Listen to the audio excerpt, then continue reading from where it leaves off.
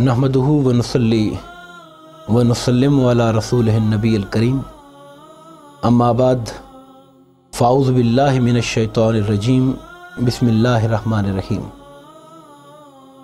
आज हम इंशाअल्लाह 25वें पारे के बाज़ अहम मज़ामीन के हवाले से गुफ्तगू करेंगे। सूरा शूरा से आगाज़ होता है और सूरा शूरा के अंदर जो बुनियादी बात रब्बे कायनात ने अपने बंदों तक पहुँचाई वो ये कि वही का जो मंबा है वो अल्लाह ताला की ज़ात है। वही का जो मंबा है वो अल्लाह रब्बुल इज़्ज़त की ज़ात है। जिस पैगंबर पर भी वही उतरी हज़रत आदम अलैहिस्सलाम से लेकर हमारे आका और मौला हुज़ूर सरवर आलम की ज़ात तक वो अल्लाह ही की तरफ से आई है। इससे मालूम हुआ कि दीन, चूँकि दीन वही के नतीजे में बना, वो सारा का सारा दीन वही है जो अल्लाह की तरफ से उतरा। और दीन के बुनियादी निकात हमेशा एक रहे, बुनियादी तालीमात हमेशा एक रही है। हाँ, शराए मुख्तलिफ रहीं, शरीयतों में थोड़ा बहुत फ़र्क रहा, बाज़ उम्मतों में बाज़ चीज़ें हलाल रहीं तो बाज़ पर हराम भी हो गईं, मगर दीन के बुनियादी उसूल अज़ अव्वल ता आखिर हमेशा एक ही रहे हैं। फिर अल्लाह पाक ने एक बात फरमाई कि अगर अल्लाह ताला चाहता तो उसकी कुदरत से बईद नहीं था, वो कादिर मुतलक है, वो चाहता तो सारों को एक दीन पे कर देता। ये बात बड़ी तवज्जो तलब है और उसमें से कई उकदे हल होते हैं और कई सोचें जहन में आती हैं। अगर अल्लाह ताला चाहता तो तमाम जो मुख्तलिफ़ किस्म के अकीदे के लोग हैं, मुख्तलिफ़ दीनों के लोग हैं, मुख्तलिफ़ स्कूल ऑफ थाट्स के लोग हैं, अल्लाह चाहता सबको एक पे कर देता। उसकी रहमत से बईद नहीं था और उसकी कुदरत से बईद नहीं था, लेकिन उसने ऐसा नहीं किया। क्यों नहीं किया?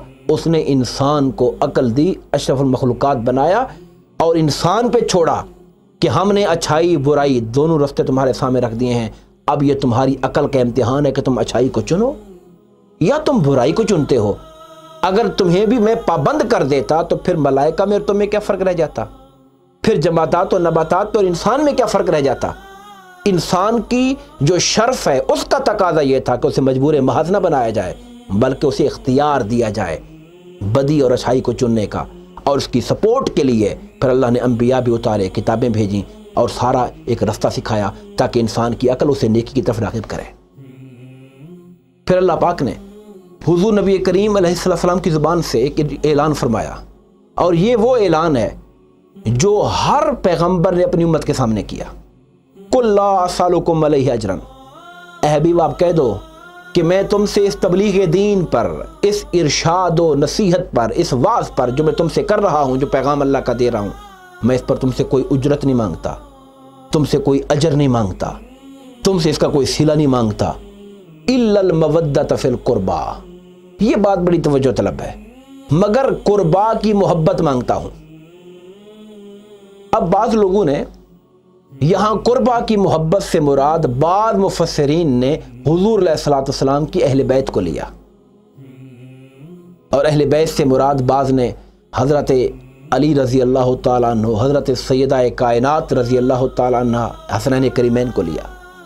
बाज़ ने कुर्बा के अंदर वो सारे सादात मुराद लिए जिन पे सदका लेना हराम है, आले अकील है, आले अब्बास है, आले अब्दुल मुत्तलिब, वो सारे जो उनके अंदर शरीक थे वो मुराद लिए।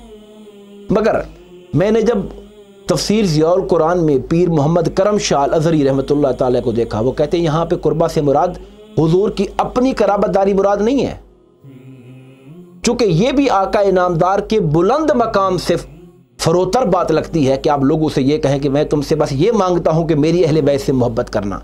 कहा नहीं, बल्कि आका का पैगाम ये था कि मैं तुमसे अपनी ज़ात के बारे में कुछ नहीं मांगता, मैं तो तुम्हें एक तालीम देना चाहता हूं कि मुआशरे में तुमने जो रिश्तों के तकद्दुस को पामाल कर रखा है, जो तुम्हारे अमल की वजह से माँ बाप की इज्जत खत्म हो चुकी है, अपने मुआशरे के बहन भाइयों का जो वकार खत्म हो चुका है, इंसानियत जो तबाह हो रही है, जुल्म हो रहा है, कत्ल हो रहा है, डाका हो रहा है, मैं ये चाहता हूं कि तुम तर्ज अमल को बदलो और अपने अकरबा के साथ हुस्न सलूक करना सीखो और उस राह रास्त पे आओ जिस तरफ तुम्हें अल्लाह बुलाना चाहता है। यानी हुजूर सिर्फ अपने कुर्बा की बात नहीं कर रहे, क्योंकि अपने कुर्बा की बात करना भी किसी न किसी ज़िमन में फिर ज़ाती नफ़ा आ जाएगा, बल्कि आका इनामदार ये कह रहे हैं कि मुझे तुमसे कोई फ़ायदा नहीं चाहिए, मैं तो ये चाहता हूँ कि तुम खुद राह हिदायत पे आ जाओ, مجھے تم سے کوئی نفع نہیں چاہیے، میں یہ چاہتا ہوں کہ خود تمہارے حالات اچھے ہو جائیں، تمہاری زندگی اچھی ہو جائے، تم سنور جاؤ، تمہارے خاندانوں میں سکون آ جائے، تمہارے قبائل میں امن آ جائے، اطمینان آ جائے۔ یہ وہ طرز عمل ہے جو آقا انعامدار ان سے ڈیمانڈ کر رہے ہیں، اور یہی زیادہ قرین قیاس لگتا ہے۔ اس کے بعد رب کائنات نے فرمایا وَهُوَ الَّذِي يَقْبَلُ التَّوْبَةَ عَنْ عِبَادِهِ، وہی اللہ ہی ہے جو اپنے بندوں کی توبہ کو قبول کرتا ہے، وَيَعْفُو عَنِ السَّيِّئَاتِ، اور ان کے گناہوں کو معاف کر دیتا ہے۔ ایک اعرابی ایک دفعہ صحابہ کرام کے سامنے سے گزرا اور اس نے کہا اللہم انی استغفرک واتوب الیک وکبرا، اس نے اپنے منہ سے یہ کہا اللہ میں تجھ سے معافی مانگتا ہوں، توبہ کرتا ہوں، پھر اللہ اکبر کہہ کے نماز شروع کر دی۔ حضرت علی رضی اللہ تعالیٰ عنہ نے جب نماز کے بعد وہ آیا، آپ نے کہا کہ زبان سے انسان کا جلدی سے کہنا کہ توبہ توبہ معافی معافی، یہ جو الفاظ بغیر دھیان کے، بغیر دل کی گہرائی کے اور بغیر توبہ کے تقاضے پورے کیے، خالی زبان سے کہنا بس میری توبہ میری توبہ، استغفار استغفار، محض یہ کہنا، آپ نے فرمایا کہ یہ کذابوں اور جھوٹوں کی توبہ ہوتی ہے۔ اور اس توبہ پر ضرورت ہے کہ اس توبہ کی پھر توبہ کی جائے کہ یہ ہم نے کیا توبہ کی ہے۔ پھر آپ نے ان صحابہ کرام کے سامنے عربی نے پوچھا کہ آپ بتائیے پھر توبہ ہوتی کیا ہے؟ اب میں توبہ 6 چیزوں کا نام ہے۔ سب سے پہلی چیز اپنے گزشتہ گناہوں پر سچے دل سے معافی مانگی جائے، پھر انسان سے کہ جو فرائض جو ڈیوٹیز اس کے ذمہ لازم تھیں اس میں سے جو مس ہو گئی فوت ہو گئی ان کی قضا کی جائے۔ کسی انسان کی مالی طور پہ اگر ہم نے کوئی اس کا مال غصب کیا تھا، زیادتی کی تھی مالی طور پر، اس کی کمپنسیشن کی جائے، تلافی کی جائے۔ اسی طریقے سے ہم نے اگر کسی کا دل دکھایا، پریشان کیا تھا، اگر ممکن ہو تو اس شخص سے معافی مانگ لی جائے۔ جس طرح ہم نے اپنے جسم کو گناہوں کی لذت کے اندر ڈالا تھا، اب اسے پھر اطاعت کی بھٹی میں سے گزارا جائے، کندن بنایا جائے۔ یہ ساری چیزیں جب جمع ہوں گی تو تب جا کر انسان کی صحیح معنی میں توبہ ہوگی۔ توبہ خالی لفظوں کی تکرار کا نام نہیں ہے، یہ ایسے ہی ہے۔ اسی طریقے سے جیسے کوئی پیٹ بھر کے بعد پیٹ پہ ہاتھ پھیر کہتا ہے شکر ہے شکر ہے یا اللہ الحمدللہ الحمدللہ، شکر شکر تسبیح کا نام نہیں ہے۔ شکر کا بھی تقاضے ہیں عملی طور پر، قولی طور پر، فعلی طور پر۔ اسی طرح توبہ کے بھی تقاضے ہیں، اپنے عملی اور فعلی تقاضے ہیں اس کے۔ اس کے بعد سورہ زخرف کا آغاز ہوتا ہے۔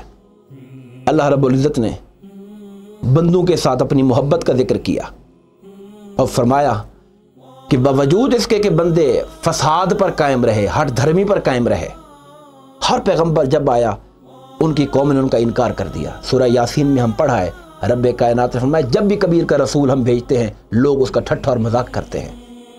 اگر رب کائنات غضبناک ہو جاتا اور جلد بازی کرتا تو رسولوں کا سلسلہ روک دیتا کہ اس قوم کے پاس رسول کیوں بھیجے۔ یہ انسان جب کسی رسول کو تسلیم ہی نہیں کرتے اور الٹا ان کا مذاق اڑاتے ہیں تو یہ سلسلہ بند کر دو۔ نہیں، رب کائنات نے انسانوں کی ہٹ دھرمی اور مخالفت کے باوجود اس کے کرم کے اظہار اور رحمت کے اظہار کا جو طریقہ تھا، انبیاء اور رسل کا بھیجنا اور کتابوں کا بھیجنا، خدا نے اس کو بند نہیں کیا۔ رب کائنات نے اسے ہمیشہ جاری رکھا، یہاں تک کہ خاتم الانبیاء کو بھیجا، جن کے بعد پھر امت کے اندر اولیاء اور صلحاء کو وجود دیا تاکہ قیامت تک خدا اور رسول کے پیغام کو انسانوں تک پہنچاتے رہے۔ یہ اللہ کی انسانوں سے محبت ہے کہ وہ انسانوں کی یک طرفہ سوچ پر دیکھ کر اپنی رحمت کا دروازہ بند نہیں کرتا بلکہ اپنے پیغام کو ان تک پہنچاتا رہتا ہے۔ پھر اللہ پاک نے کفار کی ایک اور بدعقیدگی کا ذکر کیا۔ کفار فرشتوں کو اللہ تعالیٰ کی بیٹیاں قرار دیتے کہ فرشتے اللہ کی بیٹیاں ہیں، جس طرح عیسائی حضرت عیسیٰ کو اللہ کا بیٹا کہتے تھے معاذ اللہ، جس طرح یہود حضرت عزیر کو اللہ کا بیٹا کہتے تھے معاذ اللہ، اسی طرح کفار مکہ فرشتوں کو اللہ تعالیٰ کی بیٹیاں قرار دیتے تھے۔ اللہ رب العزت نے فرمایا ویسے تو خدا بیٹے بیٹی دونوں سے پاک ہے، نہ اس کا کوئی بیٹا نہ اس کی کوئی بیٹی، مگر فرمایا اے کفار تمہاری سوچ پہ حیرانی ہے کہ اگر تمہیں کہا جائے کہ بیٹا چاہیے یا بیٹی چاہیے، تم اپنے لیے بیٹا پسند کرتے ہو اور خدا کے لیے بیٹیاں پسند کرتے ہو۔ تمہاری اپنی روش تو یہ ہے کہ اگر تمہیں خبر ہو جائے کہ تمہارے گھر بیٹی پیدا ہوئی ہے، تمہارا منہ کالا ہو جاتا ہے شرم سے، اور تم ڈھونڈتے پھرتے ہو کہ ہم کیسے اپنے آپ کو چھپائیں لوگوں کی نظروں سے، اور تمہارے دماغ میں کئی پروگرام چل پڑتے ہیں کہ میں کیا کروں، یہ آر برداشت کروں زندگی بھر بیٹی کی یا میں اس کو مٹی میں زندہ درگور کر دوں؟ تو اپنے گھر میں نہیں آتے ہو، تمہارا رویہ یہ ہے اپنی اولاد کے ساتھ، بیٹیوں کے ساتھ، اور تم خدا کے لیے بیٹیاں بناتے ہو، حالانکہ خدا بیٹے بیٹیاں دونوں سے پاک ہے، مگر روش کفار کا ذکر کیا۔ رب کائنات نے یہ جو طرز عمل کفار کا ذکر کیا بیٹیوں کے حوالے سے، میں کبھی کبھی سوچتا ہوں کہ آج ہم جو کلمہ پڑھنے والے لوگ ہیں اور دین کی تعلیمات پر عمل کرنے کا دعویٰ کرنے والے لوگ ہیں، مجھے کبھی کبھی یوں محسوس ہوتا ہے کہ بیٹیوں کے حوالے سے وہ جو عمل ہمیں کفار کا نظر آیا تھا، کچھ اثرات ہمیں کسی درجے پر اپنے اندر بھی نظر آتے ہیں، ہمارے معاشرے میں بھی نظر آتے ہیں۔ ہمیں اس پہ غور کرنے کی ضرورت ہے اور اس طرز عمل کو بدلنے کی ضرورت ہے۔ ایک عرب شاعر نے خاوند کی بے رخی پر کہ جب بیٹی پیدا ہو گئی، ایک عرب عورت کے جذبات کا اظہار کیا۔ اس عورت نے کہا کہ مال ابی حمزہ لا یاتینا، ابو حمزہ کو کیا ہوا؟ اس کے شوہر کا نام تھا کہ جب سے بیٹی کی خبر سنی وہ گھر میں نہیں آتا۔ یظل فی البیت الذی یلینا، قریب والے گھر میں ٹھہرا رہتا ہے، اپنے گھر میں نہیں آتا۔ غضبان اللہ نلد الولیدہ، اس بات پر غصے میں ہے کہ ہم نے بیٹے نہیں جنے۔ ہم تو وہی کچھ جنتے ہیں جو ہمارا خدا ہمیں دیتا ہے۔ آج ہمیں سوچنے کی ضرورت ہے۔ ایک طرف ہمارا ایمان اس بات پر ہے کہ وہ اللہ ہی ہے جو جس کو چاہے بیٹے دے، جس کو چاہے بیٹیاں دے، جس کو چاہے دونوں دے، اور جس کو چاہے بے اولاد چھوڑ دے۔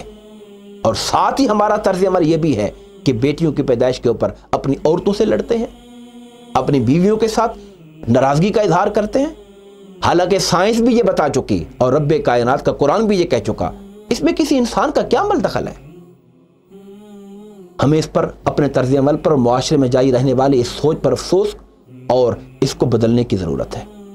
پھر رب کائنات نے فرمایا کہ دوستیاں اور تعلقات انسان کے، اس پہ غور کرنے کی ضرورت ہے۔ میرے نوجوان بھائی اور اس معاشرے کے تمام افراد، آج ہماری سنگتیں، ہماری دوستیاں، ان کا معیار بھی مال پیسہ ہے۔ فلاں امیر گھر کا ہے، وہ اچھے سٹیٹس والا ہے، اس سے دوستی ہے۔ فلاں بڑی اچھی سیٹ پر بیٹھا ہے، بڑے اچھے عہدے پر بیٹھا ہے، اس سے تعلق بناؤ، یاریاں بناؤ، دوستیاں بناؤ، تاکہ ہمارے فلاں کام آئے گا۔ مگر قرآن کہتا ہے اس بیس پر بننے والی جو دوستیاں ہیں، الاخلاء یومئذ بعضهم لبعض عدو، اس طرح کے جو دوست ہیں وہ قیامت کے دن دشمن ہوں گے، وہ دشمنی کریں گے۔ وہ کہیں گے باری تعالیٰ فلاں کام جو میں نے گناہ کیا تھا اس میں اس نے یہ کہا تھا، اس میں اس نے موٹیویشن دی تھی، یہ لے کر گیا تھا، وہ کہے گا فلاں لے کر گیا تھا۔ کہ الا المتقون، اس دن اگر دوستی کسی کی کام آئے گی تو وہ متقی اور پرہیزگار انسان کی کام آئے گی، جو پرہیزگار لوگ ہیں۔ اور قرآن کہتا ہے ان کہ جو اللہ کے ولی ہوتے ہیں وہی متقی ہوتے ہیں، اور متقی جو ہوتے ہیں وہی اللہ کے ولی ہوتے ہیں۔ جو متقین اور اولیاء اور صلحاء لوگ ہیں انہی کی سنگت اختیار کریں گے تو اس سے نیکی کی موٹیویشن ملے گی۔ برے لوگوں کی سنگت میں بیٹھیں گے اس سے برائی ملے گی۔ ہمارا ایک عام محاورہ انگلش کا a man is known with the company he keeps، کہ انسان اپنی سنگت سے جانا جاتا ہے۔ اگر ہم شرابیوں سے، بدکاروں سے، گنہگاروں کے ساتھ کمپنی رکھیں گے تو پھر ہماری پہچان انہی سے ہوگی۔ اچھوں سے کمپنی رکھیں گے پہچان اسی سے ہوگی۔ حضور کی حدیث ہے میرے آقا کی، سرکار نے فرمایا تم میں سے جب کوئی کسی سے دوستی کرے تو غور کر لیا کرے کس سے دوستی کر رہا ہوں، چونکہ انسان اپنے دوست کے دین پر ہوتا ہے، اپنے دوست کے طریقے پر ہوتا ہے۔ اور میاں صاحب نے، حضرت میاں محمد بخش رحمۃ اللہ تعالی، صوفیاء کی تعلیمات بھی قرآن و سنت کا نچوڑ ہوتی ہے۔ انہوں نے یہ پیغام دیا کہ چنگے بندے دی صحبتی میں جیویں دکان اتاراں، خوشبو بھاویں مول نہ لئیے ہلے آن ہزاراں، تے گندے بندے دی صحبتی میں جیویں دکان لوہاراں، کپڑے بھاویں کنج کنج بیٹھیے چنگا آن ہزاراں۔ بہت غور و فکر کرنے والی بات ہے۔ آج ہمارا معاشرہ اس لیے بھی تباہ ہو رہا ہے، ہمارے بچے، ہمارے نوجوان، کیونکہ ان کی سنگتیں اچھی نہیں ہوتی، ان کمپنی اچھی نہیں ہوتی ہے۔ اس کے بعد سورہ دخان کا آغاز ہوتا ہے۔ سب سے پہلے قرآن پاک کی عظمت کا ذکر ہے کہ ہم نے اس کو بڑی برکت والی رات میں اتارا۔ وہ برکت والی رات جس میں قرآن، جس کے اندر ہر اہم کام کا فیصلہ ہوتا ہے، فیہا یفرق کل امر حکیم، ہر اہم کام کے فیصلے ہوتے ہیں۔ فیصلے تو خدا پہلے کر چکا ہے، وہ ڈیسیژن ملائکہ کے سپرد ہو جاتے ہیں انفورسمنٹ کے لیے، نفاذ کے لیے۔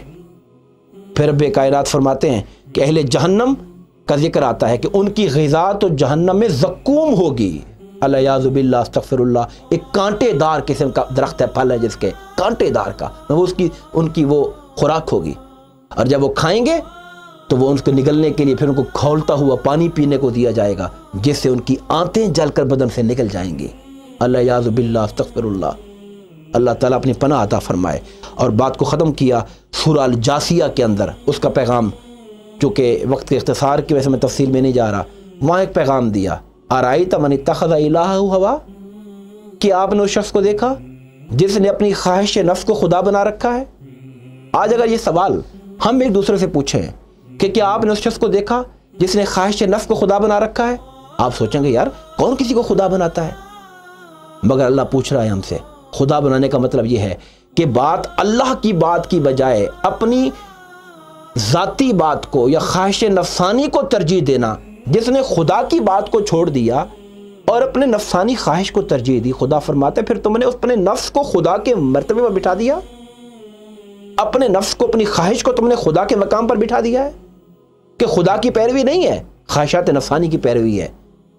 یہ بھی اگر ہم دیکھیں تو ہمیں سوچنا پڑے گا کہ ہم کتنی اپنی ذاتی راحتیں ہیں ان کے اوپر اللہ کے حکم کو قربان کر دیتے ہیں، خدا کی منشا کو قربان کر دیتے ہیں۔ حضور نبی کریم صلی اللہ علیہ وسلم نے جب یہ آیت کریمہ اتری تھی کہ یہودیوں نے اپنے علماء اور اپنے پیروں کو اپنا خدا بنا لیا ہے، رب بنا رکھا ہے، تو انہوں نے کہا ہم نے تو کسی کو رب نہیں بنایا ہوا۔ تو آپ نے فرمایا تھا کہ کیا تم اپنے یہ جو علماء اور پیر ہیں ان کی باتوں پر اللہ کا حکم کوئی ہو اور تمہارے علماء اور پیر کچھ اور کہیں، تم ان کی بات مان لیتے ہو؟ کہتے ہیں ہاں ہم مان لیتے ہیں۔ میں یہی تو رب بنانا ہے کہ رب کے حکم کی بجائے تم کسی اور کے حکم کو عمل کر لیتے ہو۔ اب وہ خواہ کوئی عالم پیر ہو یا خواہ انسان کا اپنا نفس ہو، کہ ہم اللہ کے حکم کی بجائے اپنی نفس انسانی کی خواہش کو ترجیح دیتے ہیں، تو یہ بھی ایسے ہی ہے جیسے ہم نے اس کو اپنا رب بنایا ہوا ہے اور خدا بنایا ہوا ہے۔ ہمیں اس پر اللہ تعالیٰ غور کرنے اور اس کے انجام بد سے بچنے کی اور قرآن سنت کی تعلیمات پر عمل کرنے کی توفیق عطا فرمائے، آمین۔ وما علینا الا البلاغ المبین۔ مزید اسلامک ویڈیوز دیکھنے کے لیے ہمارے چینل اقرا اسلامک گائیڈ کو سبسکرائب کریں اور بیل آئیکن کو پریس کرنا نہ بھولیں تاکہ ہماری آئندہ آنے والی ویڈیوز کا نوٹیفیکیشن آپ کو بر وقت موصول ہوتا رہے۔ آپ ہمیں ٹویٹر اور فیس بک پر بھی فالو کر سکتے ہیں، جن کے لنکس ڈسکرپشن میں موجود ہیں۔